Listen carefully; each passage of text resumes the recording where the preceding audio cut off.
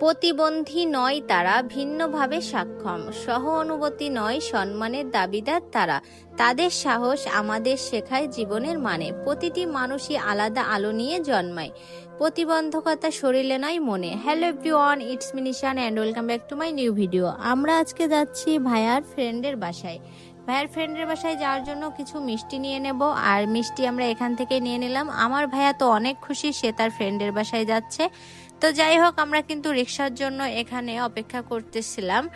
So রিক্সা এখন চলে এসেছে, আমরা রিক্সাতে উঠে গেলাম। আর রিক্সাতে উঠে আমরা কিন্তু দুই ভাই বোনই ভাবতেছিলাম যে আজকে আমরা কি কি করব আর মজা করব বা কি করব, সেটাই নিয়ে একটু কথা বলতেছিলাম। অনেক ভালো লাগতেছিল।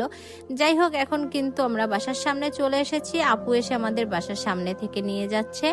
আর এখানে কিন্তু অনেক অনেক ভালো লাগলো এসে, যে আপুর এই বাসার লোকগুলো সবাই খুব ভালো ছিল আর অনেক সুন্দর ব্যবহার ছিল। আমরা ঢুকেই চাচার সাথে কথা বললাম, তারপর আমরা এখন ভিতরে যাচ্ছি, লিফটের জন্য অপেক্ষা করতেছি। এখন আমরা লিফটে করে চলে যাচ্ছি 10 তলাতে। আপু 10 তলাতে থাকে। তো এখন আপুর বাসায় এসে আমার তো অনেক অনেক ভালো লাগতেছে, আবার একদিক থেকে একটু মনটা খারাপ লাগতেছে, যেহেতু আপু বেচালার মানুষ, একা থাকে। আর আমরা এসে কি আপুকে কষ্ট দিচ্ছি কিনা সেটা ভাবতেছিলাম। যাই হোক, আপু কিন্তু অনেক ভালো মনের মানুষ। আমাদের জন্য দেখো সে কত কিছু তৈরি করেছে। আমরা এই যে শরবত খাচ্ছিলাম, শরবতটা খুব মজা ছিল। এদিকে আপু কিন্তু রান্না করতেছে, আবার আমাদের সাথে গল্পও করতেছে। আমিও একটু আপুর সাথে হেল্প করতেছিলাম। আসলে আপুই সব করছে, আমি মোটামুটি একটু হেল্প করলাম। তোমরা আবার ভাইবো না আমি রান্না করেছি, না আপু রান্না করেছে। আপু আমাদের জন্য শুটকি মাছ ভর্তা করেছে, ইলিশ মাছ ভর্তা করেছে, মুরগির মাংস রান্না করছে, ডাল করছে, আর শসা আছে, শাক আছে, অনেক মজার মজার খাবার রান্না করছিল। আমার কিন্তু অনেক ভালো লেগেছে। আর আপু এত কষ্ট করে আমাদের জন্য রান্না করেছে, আসলে সেটা ভেবে খুবই খারাপ লাগতেছে। তারপর আপু কিন্তু অনেক খুশি আমাদের দেখে, আর আমরাও কিন্তু অনেক ভালো করে খাবারটা খাইলাম, ভালো লাগলো। এখন আপুর রুমটায় ঘুরতে আসলাম।